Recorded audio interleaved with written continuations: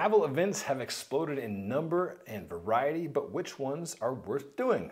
That is what we are digging in today in this video, and I'm happy to have here with me in the Delaney Garage Studio, Stephen Fitzgerald, founder of the Rodeo Labs bike brand. How are you, sir? Good to see you. Thanks for coming by. Doing well, thank you. It's good to be in Boulder. Thank you for getting me up here. I had forgotten how much better your riding is. Variety is the spice of life. It's a little different. Yeah. Stephen's down in Denver. Yes, not that far away. Rodeo Labs is. And I also should mention he is, in addition to running Rodeo Labs, is a gravel adventurer extraordinaire. I love watching your Strava because it's like commute. 180-mile epic up into the mountains, up and over Mount Evans, and back in a hailstorm. Yeah. So if you're not following him on Instagram and Strava already, I'll put those links in the description so you can go and enjoy and partake. And the same with the Rodeo Labs website. There's a lot of great stories and lots of good visuals to whet your appetite.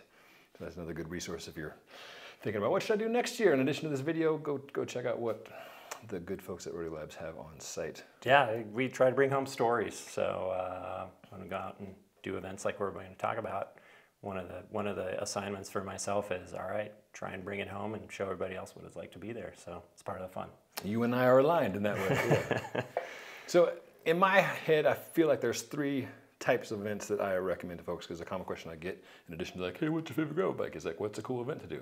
And I feel like there's three types of events I recommend you doing if you're gravel curious, or if you're already bitten by the gravel bug and you want to go out and do. One is a destination event, and destination can be, you know, just it could be the other side of the world, like that Stephen has bike pack raced around Morocco and Europe and all over the place. I enjoyed being in Colombia earlier this year. It can also be just in a different town in your local state, you know, just having the invitation to go and ride somewhere different is one thing I love about events. Doing a local one is also something I recommend. And if you get bored of doing your local routes, you're like, why would I pay to ride something I can always do? You can participate in the energy of the events by volunteering or working in some capacity. So that's something I absolutely recommend. And then the last type of gravel events I'd recommend is doing a big one. Yeah, something to plan a year around, something to look forward to for many months and get excited and nervous about. Yeah. Something maybe a little bit more deeper than your average depth. They're fun. Yeah. It's fun. Yeah. Stretch goal, something like stretch goal. About, worried about. Yep. It's funny how you can literally have an exciting year waiting 6 months for your thing to show up. You know, your race day or your event day. Just knowing that it's coming, it's just something to look forward to on the horizon. Yeah. So big trips are that for me. My friend Leonard used to refer to cyclocross as having the right amount of anxiety. And like a lot of the things Leonard said, like at first, I'm like, that sounds stupid. And I'm like, actually that makes sense, you know, because it's like you're a little bit worried about it, but not like I'm gonna die. But just enough to keep you, you know, focused and locked in, so you're not skipping your training, and just something to cogitate on. Bikepacking races, I don't do a lot, but those are the ones that still make me think maybe I'm gonna die. So, and one other thing I want to get into, or have you get into, is the events that you put on. So in addition to doing other people's events, you also create events for others. Are they still called rodeo roundups, or has the nomenclature changed for these? I mean, earlier on in our existence, we're 10 years. This is our 10th, going on the 11th year right now. So early on, we were all rides in team and events, more grassroots. And we have along the way done some go ahead and register, and then we've supported events. We do less of that now because it's hard to do a good event halfway. Mm-hmm. You really kind of need to be all in, and just running a company is pretty all in. So we need to pick and choose. But for instance, this year we did an event in Florida, just try and get the community together. Mm-hmm. And then we have helped promote and organize an event 2 years in a row in Armenia, a bikepacking race, an ultra. So I'll do it sometimes, and usually when I'm in the middle of it, I realize I'm not really built for this, but they're super rewarding. When you do an event, pull it off, and watch all the people come, and you create some real long-term friendships out of that, all the stress is worth it. Mm-hmm. Mm-hmm. At the end of this video, we will list some events that we have done and recommend, and then some events that we have not yet done and are excited to do so. Mm. Let's kick it off with destination events. Okay. How do you pick a destination for an event you're going to go and do, or one that you're going to go and put on? What's the process for whittling down of all the places in the world, this is the place I'm going. And there are a lot, especially as you get into spring and summer. You could pick from, I mean, worldwide, probably dozens of events on the same weekend, or a dozen. So for me, I want the right amount of adversity, and that's different for every person. For instance, when I did my first bike packing race, I chose Morocco because it's mostly a dry desert. So that sort of eliminated what I thought was, you know, really dramatic weather and animals that are going to kill me, which sounds stupid to say out loud, but like I'm in my 40s, I still worry about that sometimes. I worry about like I don't want to go out like that. So not having those variables is the stress of the event. So I still, you know, like Spain, which I did this year, I sort of was counting on hero weather because it's Spain, and in that time, and ironically that did not happen, but I think about wanting, if I'm going to go big on an international scale or a destination, I want a pretty high expectation that the weather is going to be decent. I look for a good time, not just like a slog. So, you know, spring, summer, you start to get into some more predictable weather. So that's when I like some of those things. Do you think about destinations as something you can go and enjoy before and after the ride of, you know, a place you've never been, maybe want to go with, you know, the family? Yeah. Or is it just, what would be the coolest bike ride and then I need to get home because, work and family are calling? No, big trips inevitably cause a little bit of healthy jealousy with wife and kids. So whenever possible, I try and either attach them to, really the end of the trip is better than the beginning, because if you travel with your family to an event, I don't think everyone's going to be happy because you're thinking about bikes and they're thinking about beach, culture, fun, food, and you're stressed out about what's about to happen. So Morocco, had my wife came out for the week after, and I was a bit tired from doing an ultra, but we had a great trip. And then this year, Italy, I went to the Dolomites, and they came and met me at the end of that. So that helps smooth things over when you go out and have such an awesome time and they're watching from home. They know they'll be there next week. Everybody wins. So. Yeah, speaking of Italy, my buddy Chris Case runs trips with his outfit's called Alter Exploration, and he was just in the Dolomites for Yolomites 5000. Oh, the Gruber event. Yeah. I've not done it. Yeah, it is run out of Bike Hotel, which is run by Igor Tavella and his family. What are we in for? What is Yolomites 5000? What are we doing? It's a silly thing, real silly.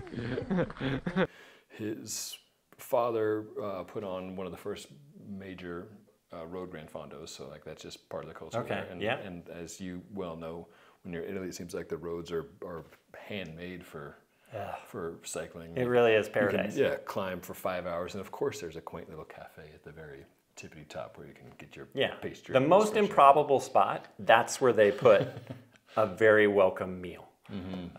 They're really good at that in the Dolomites, the Alps, etc. Yeah. So I feel like that's one answer I often give when people are like, "What's the coolest place to go?" And I'm like, Dolomites can be pretty cool. hard to beat. I highly recommend. I want to go back. This was my first time this year, and it was immediately scheming on how to make a work trip out of another one of these so that I could do it. Yeah. I'll be back. Yeah. That brings up another point. We're going to talk about must-do events. And events, often we talk about events that are races, right? Where there's an outfit and organization is putting them on. You go to the website, you get inspired, you decide to do it, you talk to your friends, you sign up, you pay money, you show up, and there's 1,000 riding mates to go with. But events can also be a smaller scale thing, like the rodeo roundups, or even just like inviting your friends out to go and do something big and dumb and putting it on the calendar. Yeah, I think I structure my year around the big regional or national gravel events in the spring are very fun reunions where you get to see people from all over the country, or even the world, gathering at these things. And sure, the riding's great, but the whole weekend of seeing people is really a big part of the appeal for me. And you train for them, and all that energy comes up through, Unbound is kind of the Super Bowl event. And then when that's done, I usually click over into holistic adventure mode, where it may or may not be an event, but then you're like, well, look at our backyard. We happen to live in the Rockies. What fresh things we can do. So early in the year up to spring is events. And then it's unplugged, unscripted, last minute big sends with friends. And I think that keeps things a little bit balanced. I wouldn't want to do only events, as fun as they are. Yeah, speaking of local stuff, gravel has often been touted as having no rules, right? There's no rules. You can do it however you like. There's no categories, blah, blah, blah, as a distinct departure from road racing, which, at least in the United States, was governed by USCF, now USA Cycling, which had a lot of rules and a lot of best practices. Some learned the hard way. The USA Gravel Nationals just happened a little while ago. I did it last year. Yeah. And that had probably the highest safety to fun ratio of any event I've ever done. I heard that this year as well. Yeah. It felt very safe. As much as some folks like to bag on USA Cycling, they've been putting on a lot of races for a long time. Yeah. And there's some best practices, again, some learned the hard way. So no one was gored by a bull? There was no bull gorings. There was no vehicles interrupting the final sprint like 2 blocks from the finish, and done super well. Another thing that USA Cycling did very well, I feel like, was get everybody to take a pull in terms of having events to put on, because many of us want to go and do events, but most of us don't want to put on the events. We want to go to the playground, not build the playground, and you've done a great job of doing both, building and playing. But the USA Cycling rule was that everyone needs to be on a club, and every club has to put on I remember that, from racing. event per year. And that's just a way to guarantee that there's things to do. Right. And it worked. Our team had to put on a cross race and a crit every year. Yeah. And you had to staff it. Yes. You couldn't have it get a jail free card. Yeah. And that still continues in many places with cyclocross. You'll see that going on. And all that to say, I think that's one thing we can all do is help build and staff the playground, and that local events can be super fun to do because the logistics are way down. If you can sleep in your own bed and drive, or maybe even a ride to the start, and it's a lot cheaper. But barrier to entry disappears. I mean, some of the big events, those entry fees get pretty hefty. And when you don't have that between you and the event, you'll get a totally different demographic will show up that maybe might feel excluded from the big time things, which is cool. Yeah, local events is a good chance that you know a lot of people there. It's like your weekend group ride friends often. But I feel like what I'm trying to preach here is that go do a local event, and if you don't want to pay to race it because you've already done it a few times, or you ride those roads all the time and you're like, why would I pay? Go and support it. Like, go and heckle your friends and be the guy or gal there handing out donuts at the top of the climb, or like getting involved in a quasi-official capacity of volunteering. With events, very few events like USA Cycling Nationals excluded, most gravel events are still wild and woolly, and no one would accuse them of being overly staffed in terms of safety, like course marshals and such. A lot of it's like, it's up to you to look both ways for every intersection. So, yes, I've come across uncountable number of intersections where I just had to make sure. I was on my own. So that to say, like, you could ride out to the local event and be that person in a corner, help them make it a little bit safer. It's also a great way to get into events that are hard to get into. You do your volunteering, and then sort of the next year, I don't know if it's a free entry, but it may be, or it's definitely a guaranteed entry, you're going to get in. It's tough playing that lottery year over year and not making it into, some event that you've been looking forward to. So maybe, consider that volunteering. Feels good. Yeah, and the stress level is all the way to the floor. That's one thing I was volunteered at Ned Gravel, which is just up the hill here from Boulder. Netherlands is the town. And I really enjoyed seeing a lot of my friends and people that I often ride with, like, in full on race water and like stressing out, and I was just like having my coffee and listening to the radio. It's just funny to see myself, like, it was almost like an out of body experience. Like, wow, we take this really seriously. Yeah, we do. Half the fun. Yeah, absolutely. So speaking of tough ones that are tough to get into, the third type of gravel event I recommend you doing is a big one. And by big one, I mean something like Traka in Girona, or Unbound Gravel in Emporia. Belgian Waffle Ride, I feel like is one of the big ones. The Mid-South, I feel like is a big one. Right. Yeah, those seem to be the sort of I don't know, the podium of the most visible, at least, gravel events. I wouldn't say they're automatically the best, but they do have a whole other layer of energy to them when you go. Yes. Thousands of people. Yes. All in town, often taking over small towns. Yes. It's fun. Yes. Yeah. And I think the energy, I think that's a key word there. That's one thing that I appreciate. And with something like Unbound, I would never go, no offense, dear Kansas friends, I would never go to Emporia and ride 200 miles on those roads by myself. Right. Yeah, I wouldn't either. And nothing against them, but when there's a group of people doing it together, there's a start time, and I don't mean this in the best way, but you get to kind of measure yourself in a good way. The first question is, can I do it? Can I make it? And you learn that about yourself, which is really cool. And then if you do that, your next question might be, okay, well, how quickly can I do it? Can I set a goal? And then you will find yourself with people at the same pace, and you will encourage each other, and you'll be pushed along by that energy. And big events have that more than any other event type, where you might end up spending many, many miles alone, which is also a cool experience to have. But I love being pushed along by the energy at Unbound or Mid-South. There's one more rider on the horizon. Could I get up there to him? That's a fun carrot to dangle in front of myself. I think the purpose of doing a big event for me is that it's the party, it's the energy, and it's really kind of seeing where I fall in the spectrum of people. And I'm never going for the win. I'm not that person. But I can say, all right, well, I'm in my 40s. How am I doing against the other 40-year-olds? Or there's the other single speeders.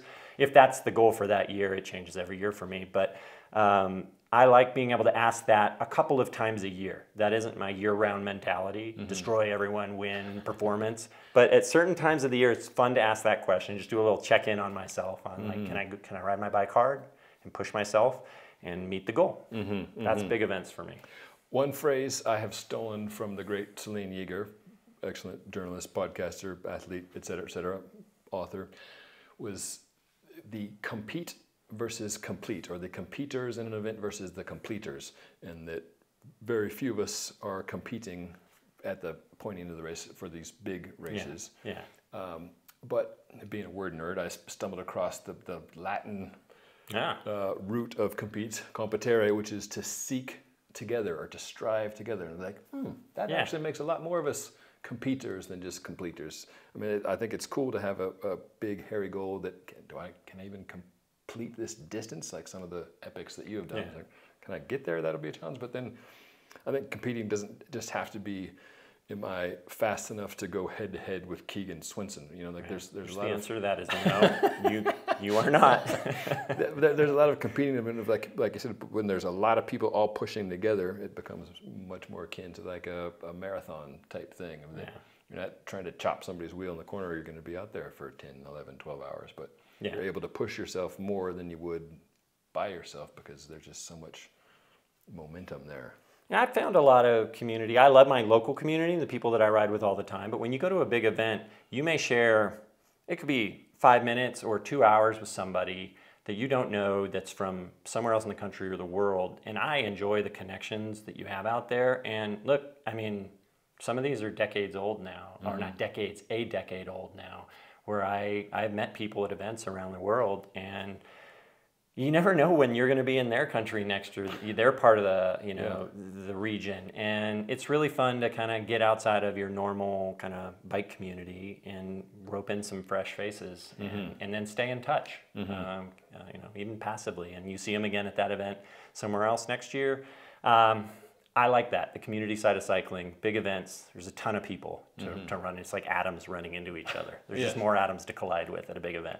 Yeah, and I think the volunteering at big events is a good way, an additional way to surf that energy if you are unable to get in, because some of these big ones, very few, but like Unbound, you're not guaranteed to get in by any stretch. Right. And even if you do, it can be pricey. So like going and supporting your buddy or spouse or whomever is a way to see that energy and probably get bit by the bug. So just fair warning. I have not yet crewed at Unbound, but that's on my list of things to do, is to see that race completely from the other side and just run support for somebody else. Maybe do some like coaching, since I've done it enough to know kind of what can happen out there, and really just get behind somebody else trying to get it done. That'll be a nice change. Yeah. I was at Leadville this year to support a buddy who unfortunately got sick the night before. Sorry, Elliot.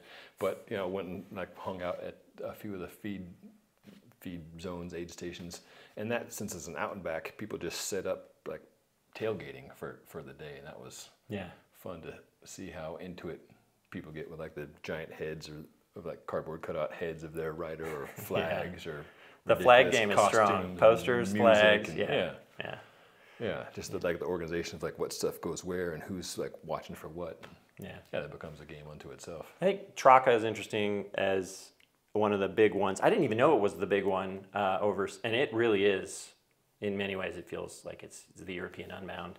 I went in just kind of last minute, noticed, and not last minute, but in terms of how far ahead you have to plan, and got over there and realized like European gravel culture looks, at least at this event, very different than American gravel culture. So it's really fun to go in and see all of the different shades that this discipline and genre have. I really mostly see the Colorado and then the Midwest version of American gravel. Yes. Well, go overseas and look at international gravel and bikepacking, and you just meet a totally different cultural sensibility, interesting people speaking different languages, and what's normal to them is not normal to you. It's very mind expanding and super fun, and it does feel like a vacation. Yeah, you got to go do the big ride, but lots of gelato, great food, old things, just Europe is like you're walking down these ancient streets, and so it's those big events. I guess you could do small ones in that same way, but are a good entree into having a bigger kind of travel experience that's pretty mind expanding. So I recommend the Traka for that reason. Speaking of recommendations, let's get to that bit. This is the piece that everybody wants to know. Is like, okay, what are the best ones that you have done? And then we'll talk about some ones we have not done that we would like to do. So I take it you would recommend doing the Traka it was a great experience. I tried to do the adventure distance, which was the 550 kilometer one. They had historic rain. It was canceled. We rode it anyway, and in that sense had a phenomenal experience. Even though we didn't get the energy of all of the other competitors in our event, we still had, I would say we had a 10 out of 10 Traka experience because we kind of pushed through that. And we still saw Spain. We saw the sunrise come up over the coast. Really special kind of core memory type things that you have with friends. It was great. And the other one I would recommend, Veneto Trail, which I did this year. Mistakenly signed up for it, thinking it was Veneto Gravel, which I also hear is great. Just wrong website, register, and then a month later realized this isn't even what I signed up for. One of the best bike experiences I've had in a long time, and it was a multi-day, so it's 500 kilometers, but it wasn't a race. It was officially not a race, although people race. Sure. But I saw genuine first-timers at the starting line saying, I've never done a bike tour before. I've never done anything overnight before.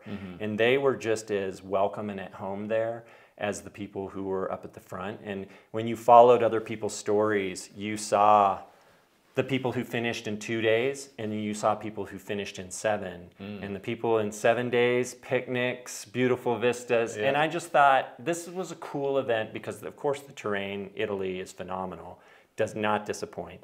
But the spectrum of people that you get to be with in that event, no pretense, no attitude, was really fun. I'm going to do that one again, and I want more people to come do it with me in terms of my friends. So both of those get high ratings for me. Nice. I will put links to each of these in the description below, so you can click on the Veneto Trail and or Veneto Gravel. Right, yeah, right. Either one. Speaking of a wide range of folks, one event that I've done a number of years and highly recommend and I'm eager to go do next year is the Mid-South, aka some years the Mud South in Stillwater, Oklahoma. I feel like that's a destination race in many ways. You're talking about like that's an early thing of it's big race. You can see the the whole gang getting back together again. I love the variety of surface there and the unknown. Like you're not going to get eaten by wild animals, but your bike might be eaten by a clay mud pit. And you won't know until maybe 24 or 12 hours before the event what's going to happen in terms of weather. So you really just have to have this very open mind going to that event, which keeps it fun for me. I'm not sure what's going to happen at Mid-South. It's been pretty nice recently. It has been nice. I've had years where it's like 4 hours and change, and some years it was like 6 hours and change. Same course, 100 miles. So it's like a good distance for that time of year. And I love the fact that there's the range of from the fast kids at the front, good luck keeping up with them, all the way to people on tandem fat bikes with whiskey flask custom holders on the down tube. There may be just as much denim jorts there as there is Lycra. Like there's every different sort of demographic of cyclists you see at the starting line. Oh yeah, there's a denim shakeout ride. There's more. My friend Betsy Welch did all the shakeout rides one year and did like 200 plus miles just in shakeout rides. That's amazing. Because it starts like Wednesday night, Thursday, Friday. It's like a whole like extended weekend party. I think that's the denim most ride was like 300 people. I think it's the most inclusive gravel event I've been to, generally speaking. I think they go out of their way to get people from all walks of life to Mid-South. So I think anyone could kind of see themselves there. I think that's a hoot. So that's one that I very much recommend. Another one that I did just for the first time this year, which was far outside of my normal reality, was the Transcordilleras or Transcordilleras in Colombia. It's a bike packing event, and there's 3 ways to do it. You can do the 3-day Bambino version, which is what I did. Which still looked hard. I watched your stories. Yeah, it was challenging. 8-day stage race. Okay.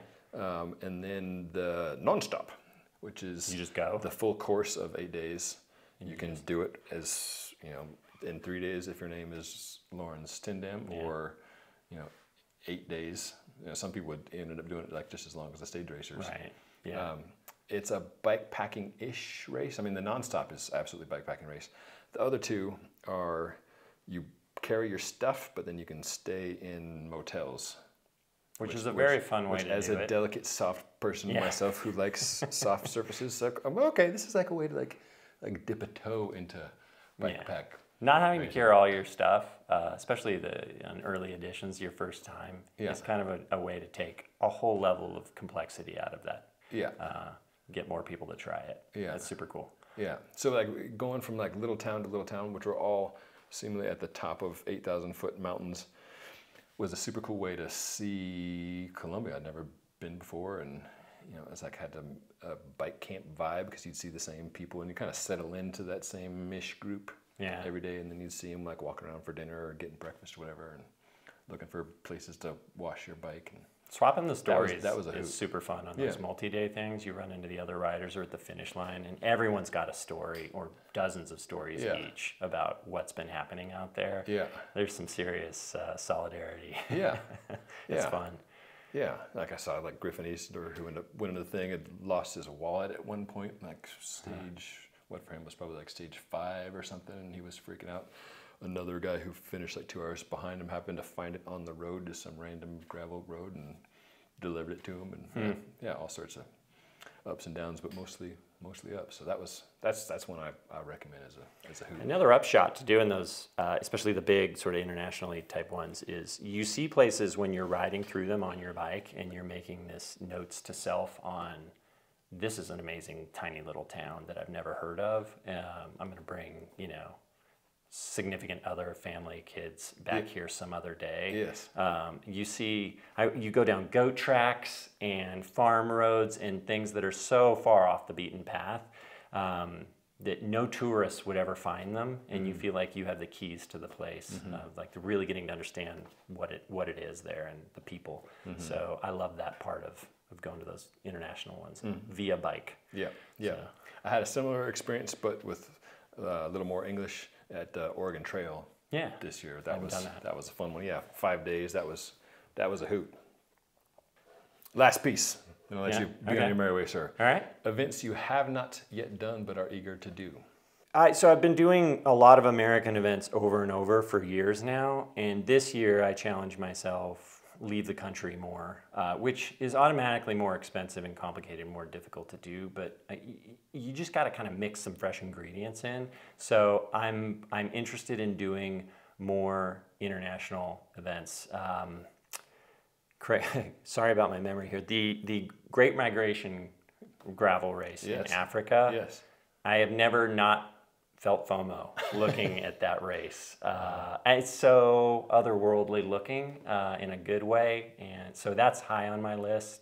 And then, you know, some more events in Europe. Badlands looks interesting, also really difficult. That's a long one.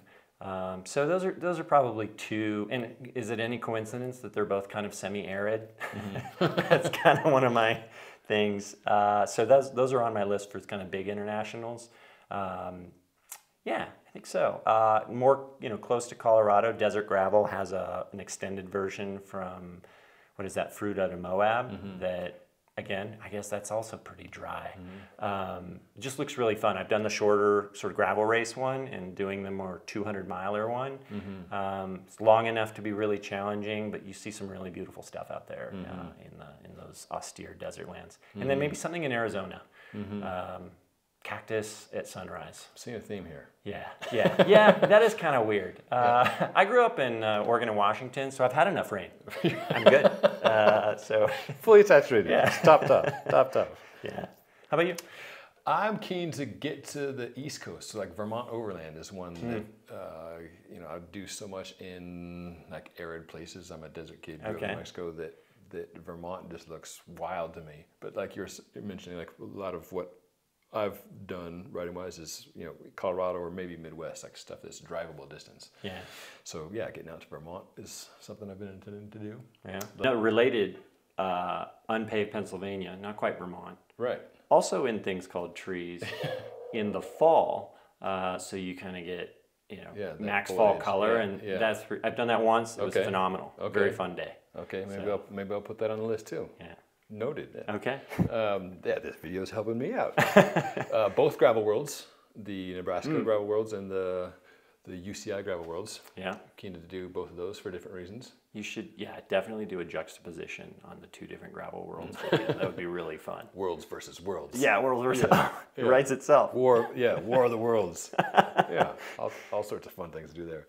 And then one thing I haven't yet done, but I'm keen to do. I'm going to be doing a Tuscan gravel trip with Ngamba as a guide of sorts, or at least as a tag along chucklehead. So that will be towards the end of next year, 2025. So in my dreams, keen to that's do just that. Every moment is beautiful on those, right? Yeah. I mean, beautiful food, great people, great routes. Absurd service, tip to tail. Yeah. It's always sunset. Yeah. I want to do an Ngama someday. Yeah. So what did we miss? Let us know what events you've done that you enjoyed, or what events you haven't done but are keen to do. Put those in the comments.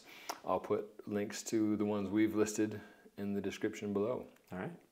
Thanks for coming by. Yeah, thanks for having me. Appreciate you. I hope to see you at one of these events. Likewise. In another country. That will be a good time. All right, see you at Traka. Absolutely. And I hope we can see you out there at an event down the road. But in the meantime, get out there yourself and enjoy the ride.